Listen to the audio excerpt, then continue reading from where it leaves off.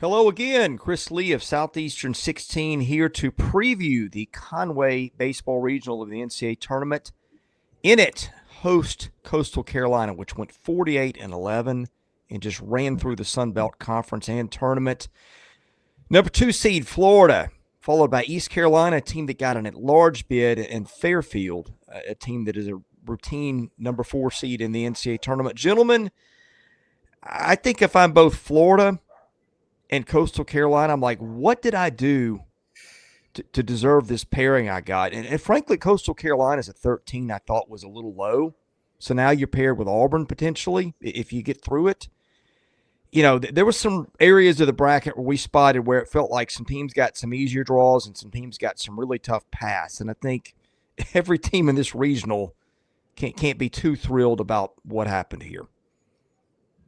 Well, if I'm Coastal, I'm pissed, truly, because not only is Florida salty, Eastern Carolina has been one of those directional schools that's been good for a long time now. But if you're Florida, where else are you going to put them? If either you're going to send them to UCLA or are you going to rank them ahead of Alabama? I mean, on the 2 line, if it goes a snake, this is where you're going to have to go. You're either going to UCLA or Oregon because you're not going to Knoxville as a 2. Yeah. And Alabama's already in the 2 line in the SEC in Hattiesburg. Yeah. I mean, and I don't really think Kevin O'Sullivan was worried about going anywhere. As long as he wasn't going to Vandy, he wasn't really cared about going anywhere. Yeah, I kind of looked at it the opposite. Like if I'm Florida, I would be pretty happy with this draw. I mean, I really would. Like East Carolina, they just got insanely hot, to win the conference tournament. If they didn't do that, they wouldn't be in it. Now, Cliff Godwin is a great coach. I think he'll be in the SEC sooner rather than later. He's got a boatload of SEC experience. And then Fairfield, yeah, that they've had a really nice program here lately. But again, I look at it, if you're the Gators and if you lose to Fairfield, you're not going deep in this tournament anyway. What makes this interesting, and Chris, you've touched on it, Coastal Carolina this year, they're built around pitching.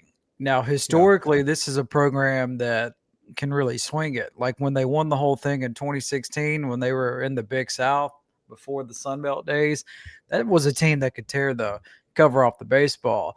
Now, this team can hit, but it's mostly like singles and doubles, not built around the home run ball. But pitching-wise, this is where this Coastal Carolina team really excels. I do not know who covers Fairfield athletics on a regular basis, but if the headline was not Fairfield in upon announcing the NCAA tournament, then you're just not doing it right. Do you know their nickname, Jay Greeson? They're the Fairfield Hotels. It's an animal, isn't it? The Fairfield Glade. Did you just say it's an animal? I thought they're the Stags, I believe. The Stags. Okay. It's well, you can't guess an animal in today's modern travel realm where everything is either some sort of emotion or it's some sort of weather event. Storm, fury, attitude. I mean, they're just, and none of them have S's. Give me animals any day. Well, again, what was the Utah team that was Wolverines? It was like, you could have given me a million guesses, and I wouldn't. No, that's Colorado High School where Charlie Sheen was playing football, and then those damn Russians tried to attack us, and Patrick Swayze and Charlie Sheen and C. Thomas Howe defended our liberty. By God, happy Memorial Day, everybody! It always goes back to Russia. Well, it always goes back to animals too, and the Gators are going to be the ones you have to get through here. And my goodness, Kevin O'Sullivan has done a tremendous job. He is a Hall of Famer. We're going to be, and I don't know that he's ever done a better job. Florida just had injuries anywhere and everywhere, but it rode power. Bobby Boser had a tremendous year. Brendan Lawson, the freshman first baseman for them, did great work. Brody Donay provided some power. Got some. I think Heyman's still out for this tournament, right? Yeah, and of course, Kyle Jones never got off the ground. Cade Curlin done. you do have Colby Shelton back and healthy and playing well, which is a bonus. That wasn't always the case. Pitching-wise, man, we've talked about dudes at the top. Peterson and King are about as talented a 1-2 punch as you'll get outside of maybe LSU. Jake Clemente's talented and thrown a lot of innings for them. Luke McNeillie did well on the stage a year ago. Billy Barlow, experience from pitching in Clemson. Pierce Coppola, you're getting him a little bit in doses, and that's been good. That's something Kevin O'Sullivan hasn't had much of in 3 years. This is the team, I think Peterson and King, if you're circling key players for the tournament, those might be the two for Florida, guys. Well, I think Coppola, we were excited about him coming back, and we have rightly given on this show Aidan King his flowers on being just a lockdown dude as a freshman. But do we realize how good Coppola's been? He's been great when he's thrown. Yeah. Are filthy. And most of those 6 starts are in the back half of the year. That's a sub-2 ERA and a sub-0.8 whip. Yeah, once he got back and he was healthy, like he has been incredible for them. And also what it has allowed them to do, since they've had so many injuries, I would say they've had the most injuries of anybody in the league. But they've also had like mixed and match guys like on the mound, just to kind of see what you got. And that allowed somebody like Jake Clemente. I don't know if that was always the plan for them to utilize him in this spot. But guys, like it's getting to the point when he's on the mound, like in the 8th or 9th inning, like it's curtains. Like he's got 7 saves. He has been phenomenal. Know this. I think every Auburn fan, considering the Super Regionals, every Auburn fan is buying Coastal Carolina gear. Because if you see Florida in a 3-game series and you got to go King, Peterson, and Coppola, best of luck with that. Yeah, good luck with Clemente on the back end of it. Well, and you could almost use Coppola as a short reliever to close if you want a lefty there. I mean, there's so many places you can go. But, I mean, the thing, too, with the Gators, Kevin O'Sullivan wanted to be more multiple and they could beat people this year. They stole 86 bases after barely stealing any a year ago. I don't think you think of the Gators as a running team, but Bobby Boser, again, back to him, who might have been the MVP of the team now that I think about it because of his versatility.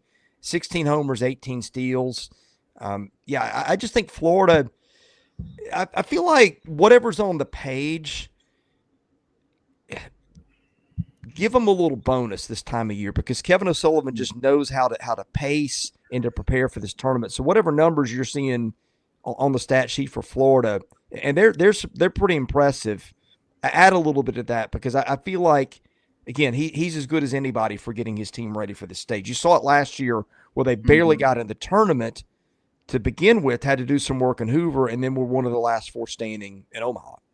Well, that's what I was just about to ask you. What's more impressive for Coach O'Sullivan, last year or this season?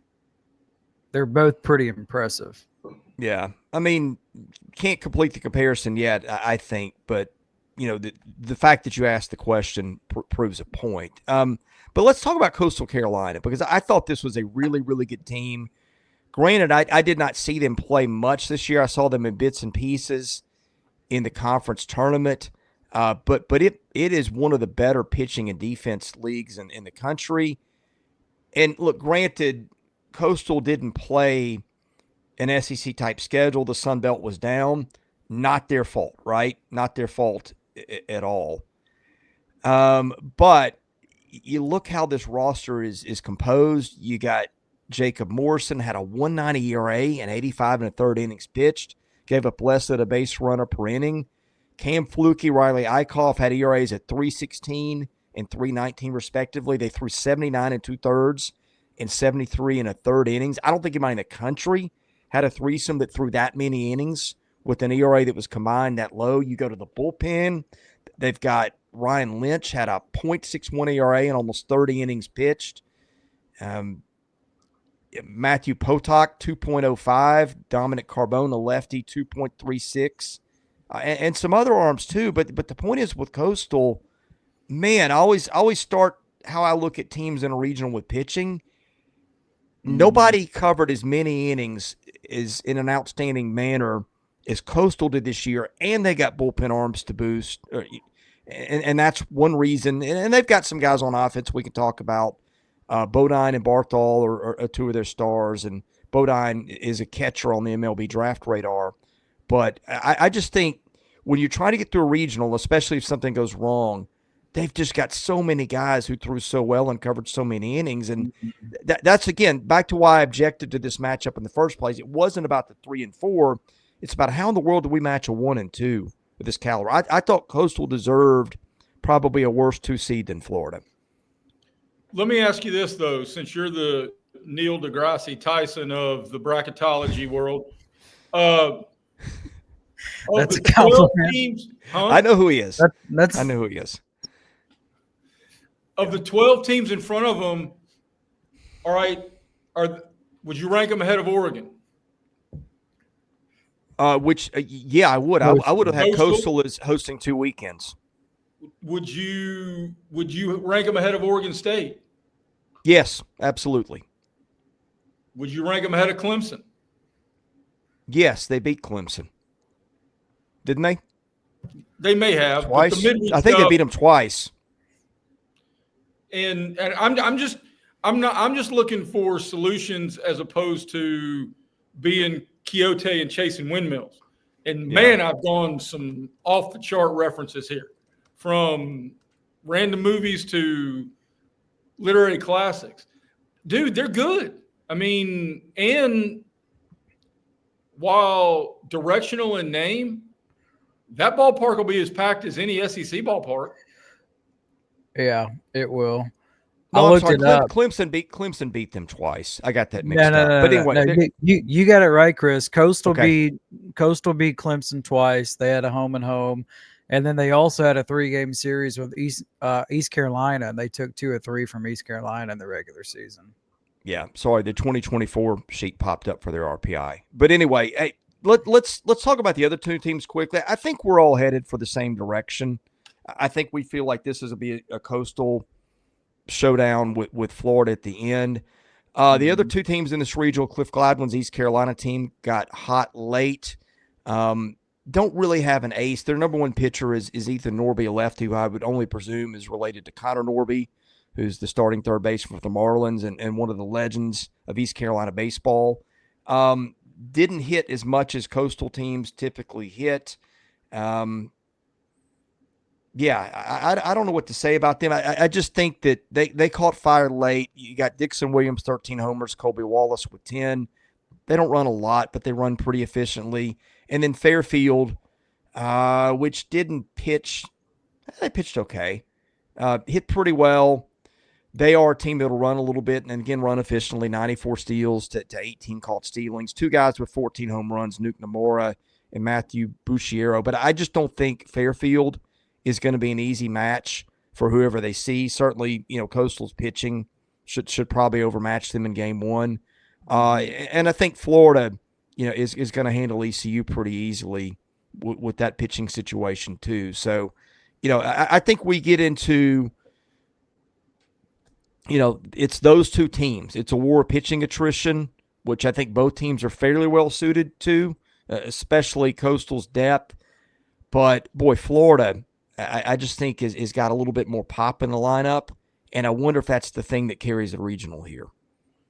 With that pitching conversation about depth, and I think this is probably true more often than not, it makes the winner's bracket final, that Saturday, game 2, even more paramount, because somebody's going to have to use their 3 to get back to the title game to win 2 more. Mm-hmm. So if you're Kevin O'Sullivan and you can win Saturday against Coastal, if it's 1-0 or 14-13, and you got Pierce Coppola to win 1 game against a depleted whoever staff, that's a place that you pull out all the stops to win Saturday. Yeah, and Florida obviously would go Aidan King in game 2 if they go according to form. And here's King's numbers. And as good as those Carolina starters were, I think King had a sub 3 RA. I'll pull it up to get it exactly. 276. Yeah, and that's against SEC teams, and they played a pretty tough schedule from start to finish. So Aidan King is going to be a future first rounder, I think, and I just think Florida's ability to drive the ball in the yard. Here's the thing too: if Coastal had one weakness, and boy, there weren't many to spot, Coastal gave up home runs 3.4% of the time. Now, that's a pretty high number for some of the elite teams. And I think what Coastal did is it gave up a lot of solo home runs. Coaches don't mind those. But I think to me, Florida's got two dudes in Peterson and King. And as you point out, Coppola. I mean, who knows? He could be X factor of the whole regional. But I just looked down. I think sometimes one swing changes the game. And I was undecided going into this. But I think Florida's ability to hit the long ball and have enough quality pitching. And Florida's numbers suffered a little bit, I think, as they lost some of their depth during the season. And also Florida's kind of a favorable hitter's park, so there's that too. But I don't know. It's just hard for me to bet against Kevin O'Sullivan in the postseason. Agreed. He certainly has the track record. I'll say this, like when I was diving into Coastal Carolina, it's easy to look at them and be like, how in the world are they a 13 seed? But once you dive into it, like they are really good. They got the best defense in the Sun Belt, fielding percentage, fewest amount of errors. They've turned the most double plays. And then it's the pitching. The pitching is the difference. And you touched on Morrison. He's the Sun Belt Pitcher of the Year. So, like, they have a lot of positives. To me, the difference is, has anybody faced more adversity this season than Florida? And they've been able to handle it. So I think that they are built and prepared and ready for this moment. And I'm picking the Gators to make it out of this regional. I'm with you. Completely with you. Yeah, we're 3 for 3. And again, I hate it for Coastal. I think it deserved a better matchup. The disparity of 2 seeds that get sent to places, the more I look at it, I get it because of geography. But Coastal, I think, was 5 or 6 in the DSR ratings at D1, which I really respect a lot. That's the quality ratings. And I think when I look at theirs, regularly, I don't see like stuff that's routinely out of whack like you see in some of the other ratings. And so I trust that. And 48 and 11 is pretty loud. I know the league wasn't as good. They couldn't help it. But I think this might be – it's on the list of 2 or 3 regionals that if I could only watch a couple, this would definitely be on there. And I just wish we got a different pairing. Yeah. And got like they tried schedule. Like they played Ohio State, North Carolina State, Bama, Kansas State, Washington, Clemson twice. Like they try. It's not their fault that they didn't match up with Southern Miss in the regular season until the conference tournament. So that's more of a Sun Belt Conference thing. Like, be better, get your top 2 teams to play against each other in the regular season. So, they certainly tried, and scheduling wise, and I mean, you got to give them props. Like, they even played Campbell. Campbell was really good last year. Campbell's, yeah, before they literally lost on a Wednesday. Coach in the whole day. It is Wednesday as we record this. It is Wednesday indeed. Well, we'll have plenty of baseball on Friday and Saturday and Sunday and probably Monday too. So subscribe to the channel. We'll be talking about these live. Thank you all for watching. God bless you. For Jay Greeson, Graham Doty, I'm Chris Lee. You've been watching SEC Baseball Predictions here at Southeastern 16.